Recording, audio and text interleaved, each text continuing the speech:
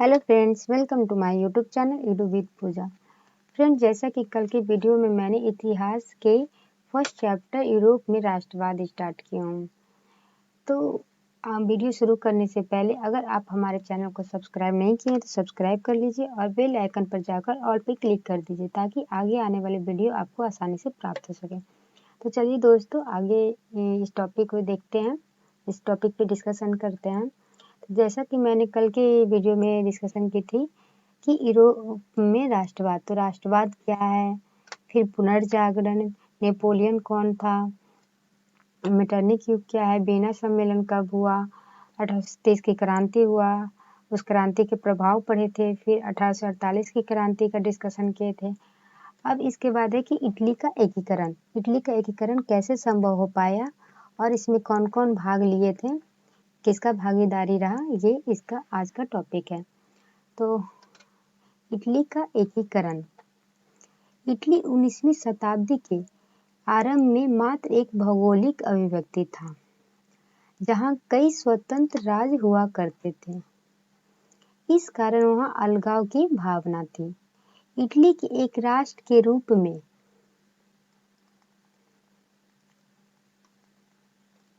स्थापित होने में भौगोलिक समस्या के अलावे कई अन्य समस्याएं भी थीं। जैसे क्या क्या था, तो इटली में ऑस्ट्रिया और फ्रांस जैसे विदेशी राष्ट्रों का हस्तक्षेप था, अतः एकीकरण में इनका विरोध अवश्य संभावित था। मतलब कि ऑस्ट्रिया और फ्रांस जैसे विदेशी राष्ट्रों का हस्तक्षेप था इटली में, तो इस कारण इटली का एकीकरण होना असंभव था। इधर राजधानी रोम भी पोप के प्रभाव में थी।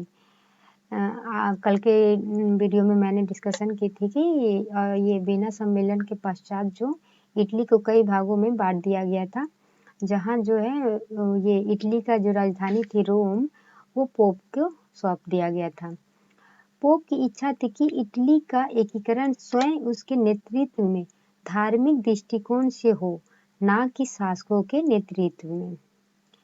वहाँ के जो पोप थे, जो रोम मिला था जिसे, तो उसका इच्छा था कि उसके नेतृत्व में ये एकीकरण हो, दृष्टिकोण हो, ना कि शासकों के नेतृत्व में। इसके अलावा अनेक आर्थिक और प्रशासनिक विसंगतियां भी मौजूद थीं, परंतु इसके बावजूद भी 19वीं शताब्दी के आरंभ से ही इटली में राष्ट्रीयता का विकास हो रहा था।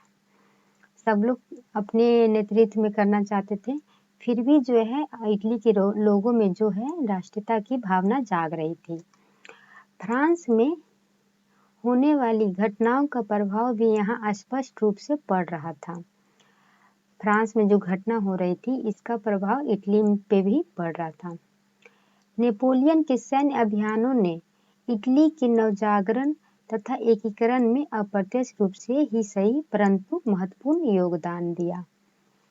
नेपोलियन का जब युग चल रहा था, सैन्य अभियान, जैसा मैंने कल बताया था कि नेपोलियन जो है फ्रांस के इतिहास में सैन्य अधिकारी था, तो इसका जो है विजय अभियान के फलस्वरूप जो है इटली के नवजागरण, मतलब इटली में जो है एकीकरण की भावना जगा। इटली विजय के पश्चात नेपोलियन ने इसे 3 गणराज्यों में गठित किया, यथा सिसपाइन गणराज्य, लिगुरियन तथा ट्रांसपेडेन। तो यहाँ से पूछ सकता है कि नेपोलियन ने इसे 3 कौन कौन से गणराज्य में बांटा था, तो गठित किया था, तो सिसपाइन गणराज्य, लिगुरियन और ट्रांसपेडेन। उसने यातायात व्यवस्था को भी दुरुस्त और दुरुस्त किया तथा संपूर्ण क्षेत्र को एक शासन के अधीन लाया। उसने जो है यातायात जो व्यवस्था था उसको भी अच्छा किया। इन सभी कारणों से वहाँ जागृति आई। नेपोलियन के ये सब कामों से जो है इटली के लोगों में ये राष्ट्रवाद की भावना जगी। नेपोलियन के पतन के पश्चात वीना कांग्रेस, नेपोलियन का पतन हो गया था 1814 ईस्वी में, और उसके बाद हुआ था वीना कांग्रेस, तो 1815 ईस्वी में, जैसा मैंने कल के वीडियो में भी इसके बारे में डिस्कशन की थी, द्वारा इटली को पुराने रूप में लाने के उद्देश्य से इटली के 2 गणराज्यों पिडमाउंट और सार्डिनिया का एकीकरण कर दिया गया। इस प्रकार इटली के एकीकरण की दिशा तय होने लगी। इटली में 1820 ईस्वी से ही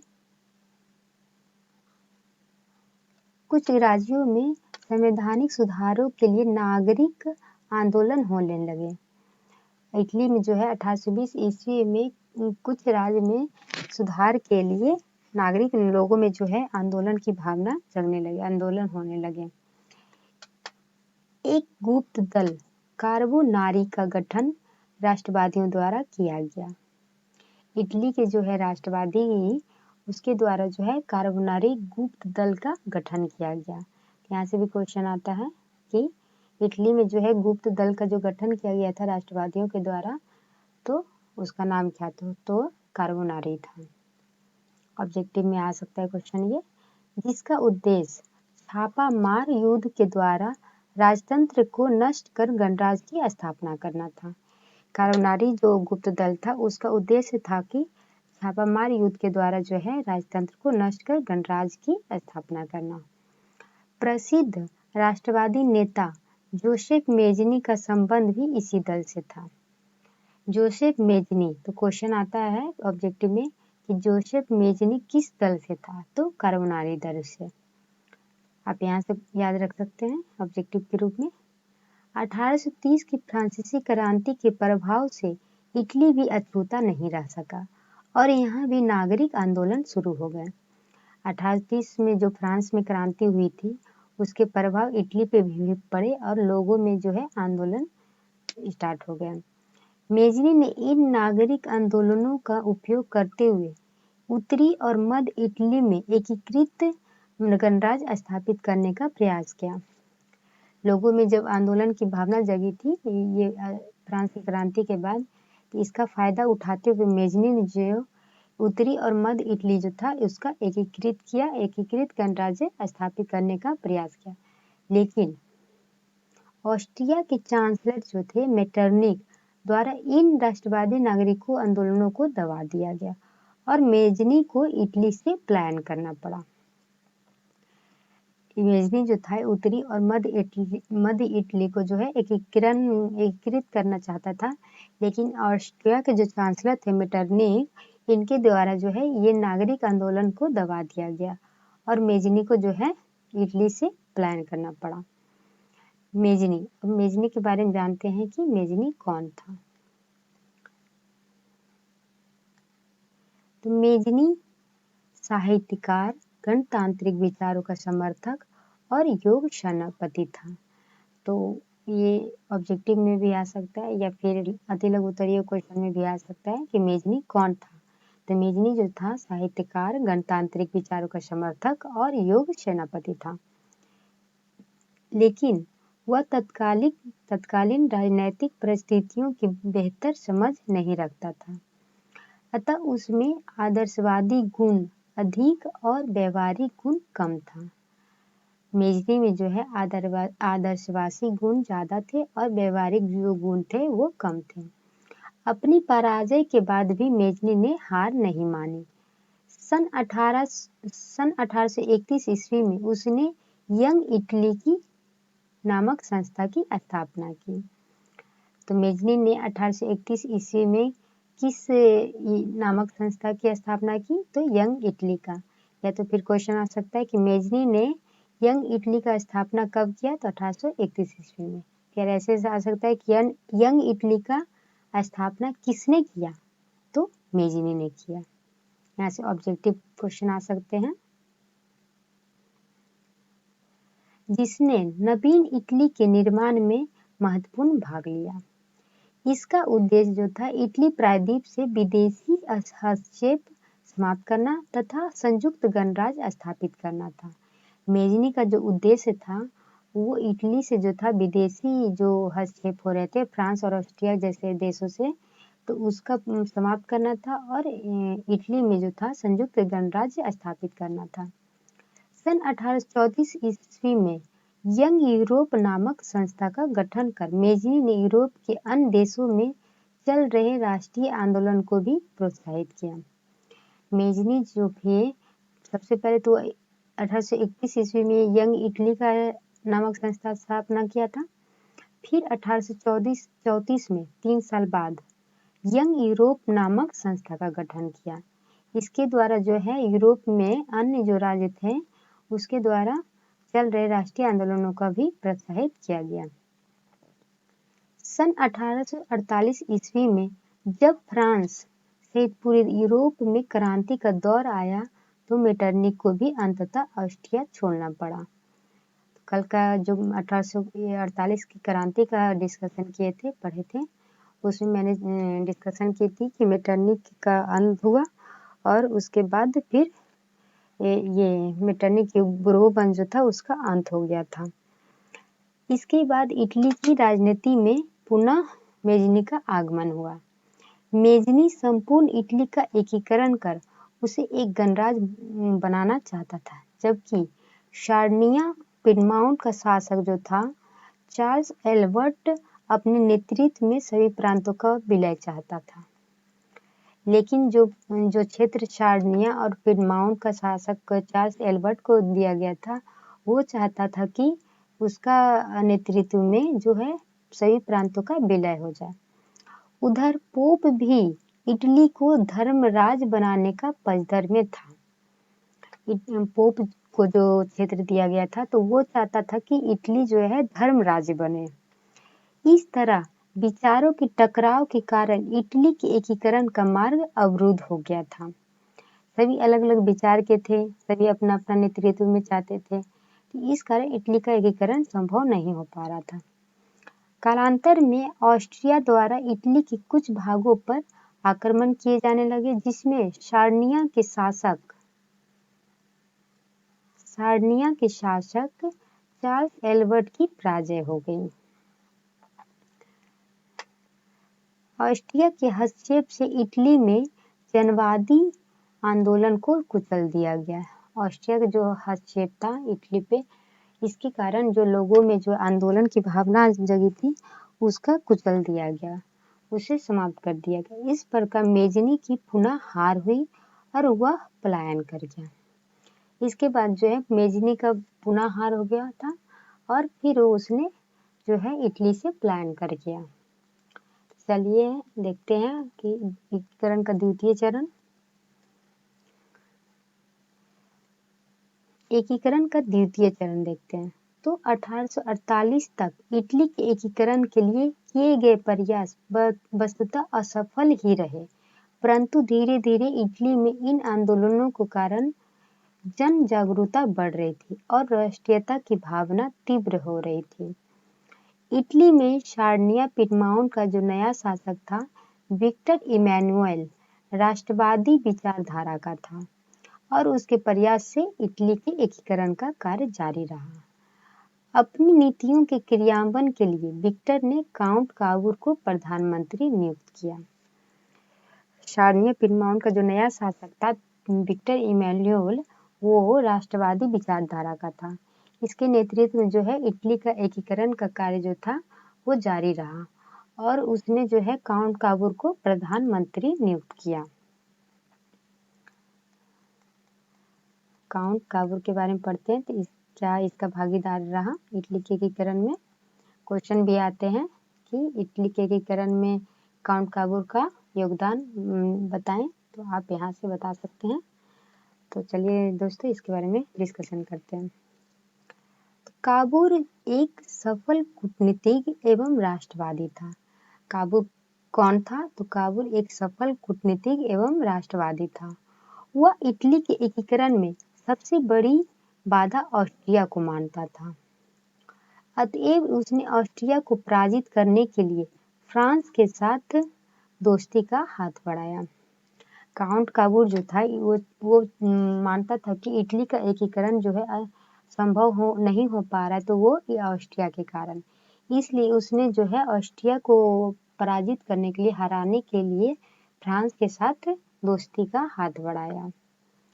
1853 से 54 के क्रीमिया युद्ध में काबूल ने फ्रांस की ओर से युद्ध में सम्मिलित होने की घोषणा कर दी।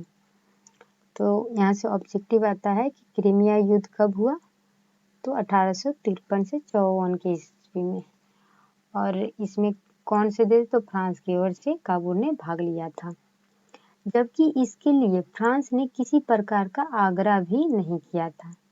इसका प्रत्यक्ष लाभ काबूल को प्राप्त हुआ। युद्ध की समाप्ति के बाद पेरिस के शांति सम्मेलन में फ्रांस तथा ऑस्ट्रिया के साथ पिडमाउंट को भी बुलाया गया। जब ये युद्ध समाप्त हुआ तो पेरिस के शांति सम्मेलन हुआ, जहाँ पे फ्रांस तथा ऑस्ट्रिया के साथ जो है पिडमाउंट को भी बुलाया गया।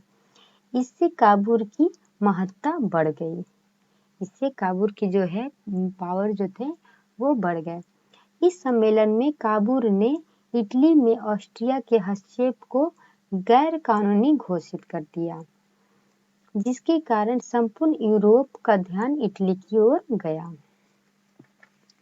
इस प्रकार इटली की समस्या को काबूल ने अपनी कूटनीति के बल पर संपूर्ण यूरोप की समस्या बना दिया। ये जो सम्मेलन हुआ था पेरिस में शांति सम्मेलन, इस सम्मेलन में जो है काबूल ने इटली में जो है ऑस्ट्रिया के हस्तक्षेप को गैर कानूनी घोषित कर दिया। इस तरह जो है सबका ध्यान जो है संपूर्ण यूरोप का इटली की ओर चला गया। तो यहाँ पे जो है काबूल ने अपना कूटनीति का परिचय दिया। काबूल ने नेपोलियन III से भी एक संधि की, जिसके तहत फ्रांस ने ऑस्ट्रिया के खिलाफ पिडमाउंट को सैन्य समर्थन देने का वादा किया। काबूल जो था नेपोलियन III से भी एक संधि किया, जिसके तहत जो हुआ फ्रांस ने ऑस्ट्रिया के खिलाफ जो है पिडमाउंट को सैन्य समर्थन देने का वादा किया। बदले में नीस और सेवाय नामक 2 रियासतें काबूल ने फ्रांस को देना स्वीकार कर लिया। फ्रांस अगर ये इटली का समर्थन करता, काउंट काबूल का समर्थन करता, तो इसके बदले जो है वो नीस और सेवाय नामक जो 2 रियासतें थी वो फ्रांस को देना पड़ता। फ्रांस ने काबूल को यह भी आश्वासन दिया कि यदि उत्तर तथा मध्य इटली के रियासतें जनमत संग्रह के आधार पर पिडमाउंट से मिलना चाहेंगे तो फ्रांस इसका विरोध नहीं करेगा। इसके बाद जब काबूल ने जो है नीस और सेवाय फ्रांस को देने का वादा किया, तो फ्रांस ने भी एक शर्त रखा कि अगर उत्तर और मध्य इटली की रियासतें जो है वो पिडमाउंट में अगर मिलना चाहेंगे तो फिर वो इसका विरोध नहीं करेगा। इसके लिए काबूल की आलोचना भी की जाती है कि उसने नीस और सेवाय नामक प्रांतों को फ्रांस को देने का आश्वासन देकर इटली की राष्ट्रीय अस्मिता के साथ खिलवाड़ किया। इसके लिए जो है नीस और सेवाय जो फ्रांस को देने का वादा किया था काबूल, इसके कारण जो है काबूल की आलोचना भी की जाती है। परंतु यह तथ्य भी महत्वपूर्ण है कि तब तक इटली एक राष्ट्र के रूप में उभरा भी नहीं था। यदि 2 प्रांतों को खोकर भी उत्तरी तथा मध्य इटली का एकीकरण हो जाता तो यह बड़ी उपलब्धि थी। तब तक जो है जब ये वादा किया गया था उस समय जो है इटली का एक राष्ट्र के रूप में अभी उभरा नहीं था। इसलिए उन लोग सोच रहा था कि अगर उत्तर और मध्य इटली भी एकीकरण हो जाता है तो उन लोग का बहुत बड़ी उपलब्धि है ये, क्योंकि फ्रांसीसी मदद के लिए इटली का एकीकरण काबूल की दृष्टि में संभव नहीं था।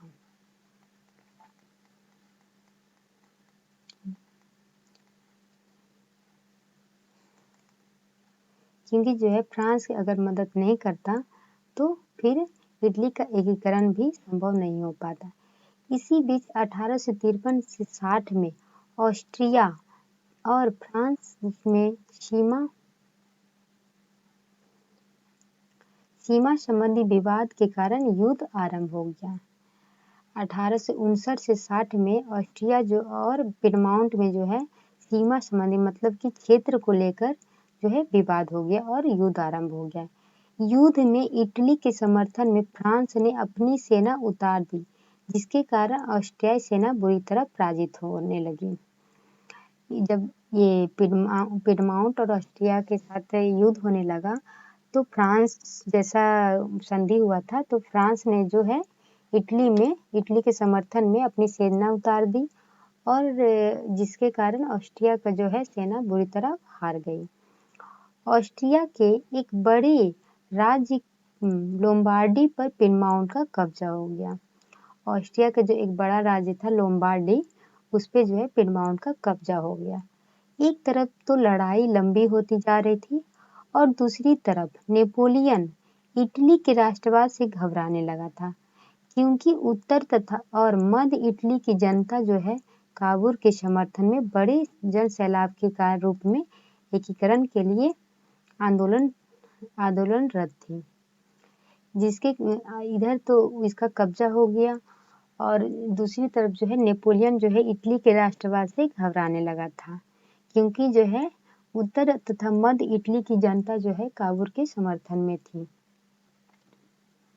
नेपोलियन इस परिस्थिति के लिए तैयार नहीं था, अतः वेनेशिया पर विजय प्राप्त होने के तुरंत बाद जो है नेपोलियन ने अपनी सेना वापस बुला ली।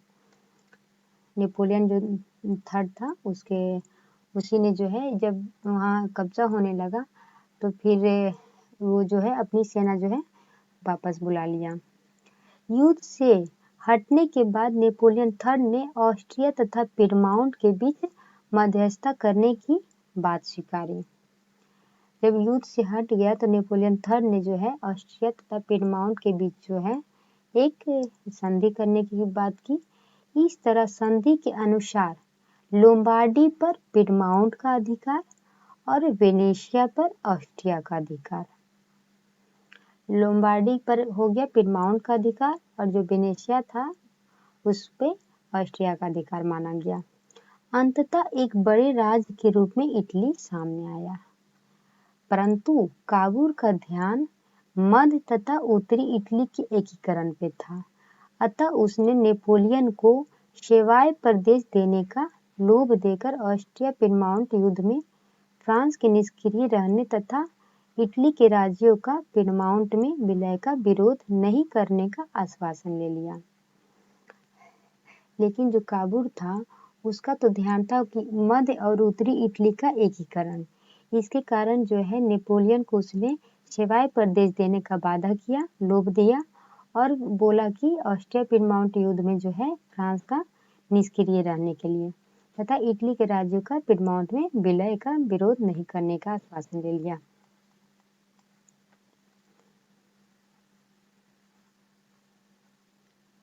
बदले में नेपोलियन ने यह शर्त रख दी कि जिन राज्यों का विलय होगा वह जनमत संग्रह कराए जाएंगे। चूंकि उन रियासतों की जनता पिडमाउंट के साथ भी थी, इसलिए काबूल ने कूटनीति का परिचय देते हुए इसे स्वीकार कर लिया। बदले में जो है जब सेवा प्रदेश देने का लोभ देकर जो है इटली ये भागीदार नहीं किया था, फ्रांस का निष्क्रिय रहने का वादा लिया था, तो बदले में नेपोलियन थर्ड जो था उसने शर्त रखा कि जिन राज्यों का विलय होगा वहां जनमत संग्रह नहीं कराए जाएंगे। चूंकि उन रियासतों की जनता जो थी पिडमाउंट के साथ भी थी, इसलिए काबूल ने कूटनीति का परिचय देते हुए इसे स्वीकार कर लिया। 1860 से 61 में काबूल ने सिर्फ रोम को छोड़कर उत्तर तथा मध्य इटली की सभी रियासतों परमा, मोडेना, टस्कनी आदि को मिला लिया। 1860 से 61 ईस्वी में जो है काबूल ने सिर्फ रोम को छोड़कर, जो पोप का अधिकार में था, उसे छोड़कर उत्तर तथा मध्य इटली की सभी रियासतों जैसे परमा, मोडेना, टस्कनी आदि को मिला लिया तथा जनमत संग्रह कर इसे पुष्ट भी कर लिया। ऑस्ट्रिया भी फ्रांस तथा इंग्लैंड द्वारा पिडमाउंट को समर्थन के भय से कोई कदम नहीं उठा सका। दूसरी तरफ ऑस्ट्रिया जर्मन एकीकरण की समस्या से भी जूझ रहा था। ऑस्ट्रिया अभी जो है फ्रांस और इंग्लैंड द्वारा जो है पिडमाउंट के समर्थन के भय से कोई कदम नहीं उठाया और दूसरी तरफ हुआ ऑस्ट्रिया जो है जर्मन एकीकरण की समस्या से भी जूझ रहा था। जर्मन में भी एकीकरण की भावना जग रही थी। इस प्रकार 1862 तक दक्षिण इटली, रोम तथा वेनेशिया को छोड़कर बाकी रियासतों का विलय रोम में हो गया और सभी विक्टर इमैनुअल को शासक माना। इस प्रकार जो है ये दक्षिण जो इटली, रोम था और वेनेशिया को छोड़कर जो है बाकी रियासतों का विलय जो है रोम में हो गया था।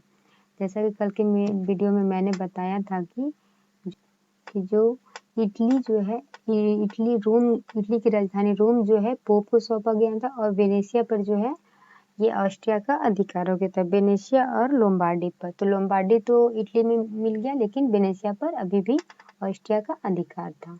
इस प्रकार ये दोनों को छोड़कर जो है बाकी रियासतों का जो है रोम में विलय हो गया। ये सभी ने विक्टर इमैनुअल को शासक माना और विक्टर इमैनुअल को शासक माना गया। अब गैरिबाल्डी का भागीदारी समझते हैं कि गैरिबाल्डी का योगदान क्या रहा इटली के एकीकरण में। तो इसी बीच महान क्रांतिकारी गैरिबाल्डी सशस्त्र क्रांति के द्वारा दक्षिणी इटली की रियासतों के एकीकरण तथा गणतंत्र की स्थापना करने का प्रयास कर रहा था। दक्षिणी इटली जो था, रोम जो था, उसका एकीकरण गैरिबाल्डी करने का प्रयास कर रहा था। गैरिबाल्डी जो था पेशे से एक नाविक था। यहाँ से क्वेश्चन आता है कि गैरिबाल्डी कौन था? गैरिबाल्डी का पेशा क्या था? तो एक नाविक था और मेजनी के विचारों का समर्थक था। मेजनी का जो विचार था उसका ये समर्थक था गैरिबाल्डी। परंतु बाद में जो है काबूल के प्रभाव में आकर संवैधानिक राजतंत्र का पक्षधर बन गया। गैरिबाल्डी ने अपने कर्मचारियों तथा स्वयंसेवकों की सशस्त्र सेना बनाई। गैरिबाल्डी जो था अपने जो है कर्मचारियों और स्वयंसेवकों की जो है सशस्त्र सेना बनाया। उसने अपने सैनिकों को लेकर इटली के प्रांत सिसिली तथा नेपल्स पर आक्रमण किए। गैरिबाल्डी जो था अपने सैनिकों को लेकर जो है इटली का जो प्रांत था सिसिली और ये नेपल्स जो फर्डिनेंड को दिया गया था, ब्रू वंश के राजवंश फर्डिनेंड को दिया गया था, उस पर उसने आक्रमण किए। इन रियासतों की अधिकांश जनता बुर्गो राजवंश के निरंकुश शासन से तंग होकर गैरिबाल्डी के समर्थक बन गई। बुर्गो राजवंश जो था जिसका शासक फर्डिनेंड था, उससे निरंकुश शासक था, उसके कारण जो वहाँ के लोग जो है परेशान होकर जो है गैरिबाल्डी का समर्थन किया। गैरिबाल्डी ने यहाँ गणतंत्र की स्थापना की तथा विक्टर इमैनुअल के प्रतिनिधि के रूप में वहाँ की सत्ता संभाली। विक्टर इमैनुअल जो था शासक जो इनको बनाया गया था, उसके प्रतिनिधि के रूप में जो है गैरिबाल्डी ने सत्ता संभाली। वस्तुतः काबूल के विचार जो है गैरिबाल्डी से नहीं मिलते थे, परंतु काबूल ने उसके दक्षिणी अभियान का समर्थन किया। काबूल का जो विचार था गैरिबाल्डी के विचार से नहीं मिलते थे, लेकिन फिर भी जो है काबूल ने उसका समर्थन किया दक्षिणी अभियान में। 1862 ईस्वी में गैरिबाल्डी ने रोम पर आक्रमण की योजना बनाई तथा तब काबूल ने गैरिबाल्डी के इस अभियान का विरोध किया और रोम की रक्षा के लिए पिडमाउंट की सेना भेज दी। गैरिबाल्डी जो था 1862 ईस्वी में रोम पर आक्रमण की योजना बनाई, तब जो है काबूल ने इसे रोक दिया और जो है रोम की रक्षा के लिए पिडमाउंट की सेना भेज दी। इसी बीच गैरिबाल्डी की भेंट जो है काबूल से हुई और उसने रोम के अभियान की योजना त्याग दी। इसी के बीच जो हुआ गैरिबाल्डी का काबूल से भेंट हुआ और उसने फिर रोम के अभियान को योजना जो था वो त्याग दिया, रोक दिया। दक्षिणी इटली के जीते गए क्षेत्र को बिना किसी संधि के गैरिबाल्डी ने विक्टर इमैनुअल को सौंप दिया। गैरिबाल्डी को दक्षिणी क्षेत्र में शासक बनने का प्रस्ताव विक्टर इमैनुअल द्वारा दिया गया, परंतु उसने इसे अस्वीकार कर दिया। दक्षिणी इटली में के जो क्षेत्र जीते गए थे गैरिबाल्डी के द्वारा, उसने जो है विक्टर इमैनुअल को सौंप दिया, लेकिन विक्टर इमैनुअल जो था गैरिबाल्डी को वहाँ का जो है शासक बनने के लिए प्रस्ताव भी दिया, लेकिन जो गैरिबाल्डी था इसे अस्वीकार कर दिया, स्वीकार नहीं किया। वह अपनी सारी संपत्ति राष्ट्र को समर्पित कर साधारण किसान की भांति जीवन जीने की ओर अग्रसर हुआ। गरिबाल्डी का जो भी संपत्ति था वो जो है राष्ट्र को समर्पित कर दिया और किसान की तरह वो जिंदगी जीने लगा। त्याग और बलिदान की इस भावना के कारण जो है गरिबाल्डी के चरित्र को भारतीय स्वतंत्रता संग्राम के द्वारा खूब प्रसारित किया गया तथा लाला लाजपत राय जो है उसकी जीवनी लिखी। गरिबाल्डी का जो ये त्याग और बलिदान की भावना था, इसके कारण जो है लाला लाजपत राय जो है इनकी जीवनी लिखी है। 1862 ईस्वी में दुर्भाग्यवश काबूल की मृत्यु हो गई और इस तरह वह भी पूरे इटली का एकीकरण नहीं देख पाया। रोम तथा वेनेशिया के रूप में इटली का एकीकरण विक्टर इमैनुएल ने स्वयं किया।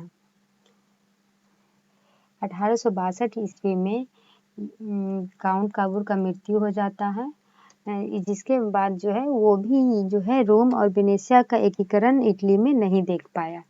इसके बाद जो है रोम और वेनेशिया का जो शेष इटली का एकीकरण बाकी था वो विक्टर इमैनुएल के द्वारा स्वयं किया गया।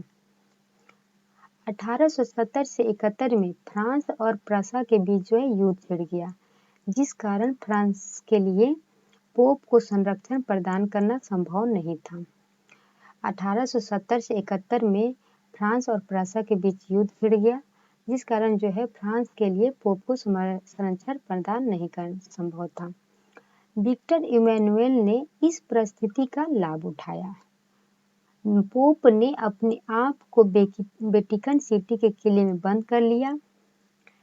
जब युद्ध हो रहा था फ्रांस और प्रसा के बीच, इसी का फायदा उठाते हुए विक्टर इमैनुएल ने जो है रोम पर ये आक्रमण कर दिया, जिसके कारण पोप ने जो है जो रोम में ही पोप रहते थे, तो पोप ने अपने आप को जो है वेटिकन सिटी के किले में बंद कर लिया।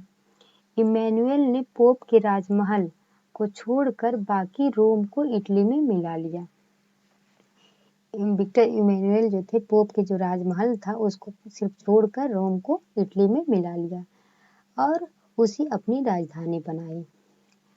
तो यहाँ से क्वेश्चन आएगा कि किसने राजधानी बनाई रोम को, तो विक्टर इमैनुएल ने। इस नई स्थिति को पोप ने तत्काल स्वीकार नहीं किया।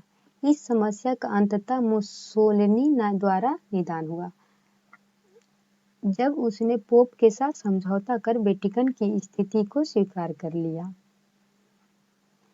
इमैनुएल के द्वारा जो है पोप के राजमहल को छोड़कर रोम की इटली पर तो अधिकार कर लिया गया, लेकिन इसे जो है पोप स्वीकार नहीं किया।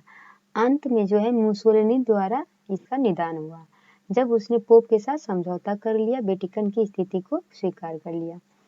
इस प्रकार 1871 ईस्वी तक इटली का एकीकरण मेजनी, काबूल, गैरिबाल्डी जैसे राष्ट्रवादी नेताओं एवं विक्टर इमैनुएल जैसे शासक के योगदानों के कारण पूर्ण हुआ। इन सभी घटनाओं के पार्श्व में राष्ट्रवादी चेतना सर्वोपरि थी। अंततः जो है 1871 ईस्वी में इटली का एकीकरण संभव हो पाया। तो यहाँ से ऑब्जेक्टिव क्वेश्चन आ सकता है कि इटली का एकीकरण कब संभव हुआ, तो 1871 ईस्वी में। इसमें किसका योगदान रहा, तो मेजनी, काउंट काबूल, गैरिबाल्डी जैसे राष्ट्रवादी नेताओं का और विक्टर इमैनुएल जैसे शासक का। यहाँ से क्वेश्चन आता है कि इटली के एकीकरण में मेजनी, काबूल और गैरिबाल्डी का योगदान क्या रहा, बताएं। तो यहाँ से आप आंसर दे सकते हैं। आपने अच्छे से पढ़ा होगा इटली का एकीकरण। अब कल की वीडियो में हम जर्मनी का एकीकरण का डिस्कशन करेंगे। इसके बाद ये लास्ट हो जाएगा जब यूनान का भी पढ़ लेंगे क्रांति, तो फिर इसके बाद इसका क्वेश्चन आंसर भी करवाएंगे और कुछ इम्पॉर्टेंट जो ऑब्जेक्टिव्स हैं उसका भी हम डिस्कशन कर लेंगे और प्रीवियस ईयर में जो पूछे गए क्वेश्चन हैं और ऑब्जेक्टिव है उसका भी मैं सीरीज लेकर आऊँगी एक वीडियो के साथ। तो आप अच्छे से देखिए वीडियो। तो चलिए दोस्तों, मिलते हैं अगली वीडियो के साथ। और अगर आप अभी तक हमारे चैनल को सब्सक्राइब नहीं किए हैं तो सब्सक्राइब कर लीजिए और बेल आइकन पर क्लिक कर दीजिए। और ये आज का ये वीडियो कैसा आपको लगा कमेंट के माध्यम से ज़रूर बताइएगा। और अगर आप अभी तक इस वीडियो को लाइक नहीं किए हैं तो लाइक कर लीजिए और अपने दोस्तों के साथ शेयर भी कर दीजिएगा। Thank you.